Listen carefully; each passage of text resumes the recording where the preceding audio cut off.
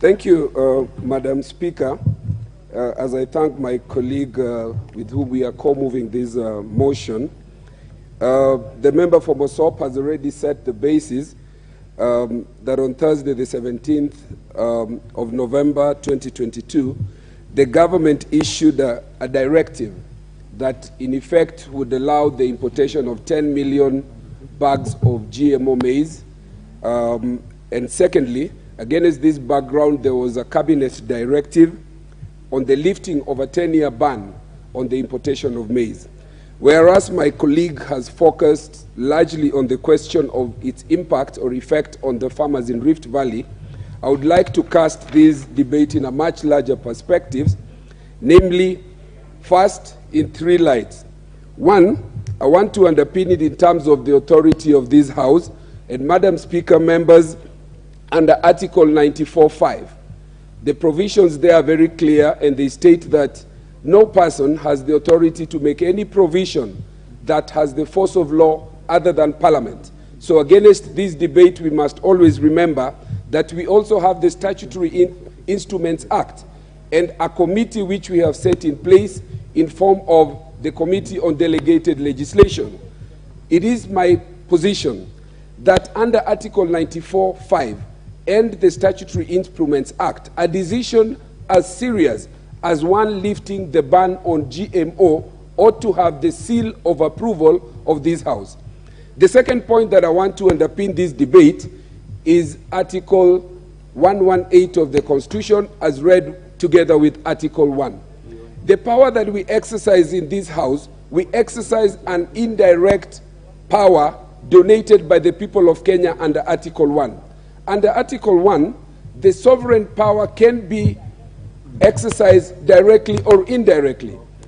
When they exercise it directly, they may exercise it by way of a plebiscite in a referendum, by way of a vote in an election, by way of being engaged in public participation. The lifting of this ban has been done against the background of a 10-year lift, and that lift, together with the report of a task force that was put in place to inquire into the health, safety, and other impacts of GMO introduction into this country, that report has never found its way into this House. That report has never been subjected to the committee that oversees the questions of delegated legislations and regulations in this House, Madam Speaker. Secondly, or thirdly, the other point that I wish to underscore is a statement that was made by the Cabinet Secretary for Trade. The Cabinet Secretary for Trade appeared to be suggesting that we could as well import GMO because there are 1,000 ways in which people could die in this country. So introducing another form of death appears to him to be something that is so casual. And the point that I want to ask that this House considers is this, that when a Minister of Trade makes such a statement, can we ask that minister that we can actually then as well be saying that it is better to carry out or to engage in sex without a condom because there are 1,000 other ways in which you could die? I want to suggest that we donate the Honorable Moses Kuria to Koinange Street, where we can keep you for 1 year to have sex for free without condoms, because there are 10,000, 1,000 other ways in which you could die as a Kenyan citizen. So this is the casual manner in which this matter of GMO has been taken. But now, Madam Speaker, let me take this House through a little history on GMO and how it evolved. Madam Speaker, GMO began in 1982 when the Federal Drug and Administration approved the first GMO product that was developed through genetic engineering. Madam Speaker, this was used as a test to try and develop a DNA bacteria for the treatment of diabetes. Following this was in 1986 when FDA then again developed a coordinated framework for regulation of biotechnology. This policy described how US FDA and US EPA, which is the Environmental Protection Agency, and the Department of Agriculture would together regulate GMO. So the question is, even as we look back to where the US has come, a technology that is 1982, I believe I was in Form 1 then. This is very recent technology. You come to 1992, it is only as recent as this that the FDA in the US put in place a policy that food from GMO plants could meet the same standards and requirements as those of indigenous. It was a step-by-step thing in the US, which in itself right now has very strong consumer protection law that separates and delineates at the market. This is GMO, this is organic. Then you come now to 1992.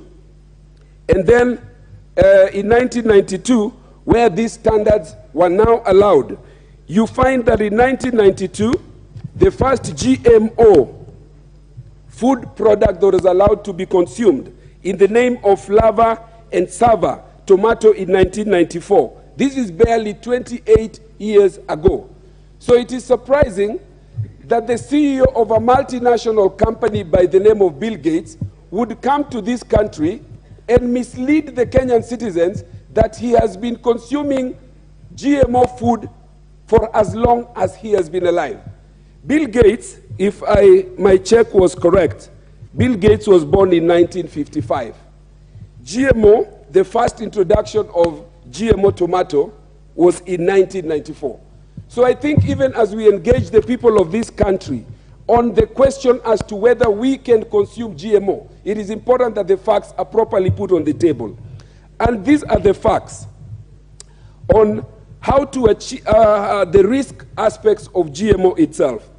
From the research that I have done, Madam Speaker, GMO poses the potential for increased cases of cancer, cases of infertility, danger to the environment, can pose danger to human and animal life and the ecosystem, and can drastically reduce or eliminate plant diversity.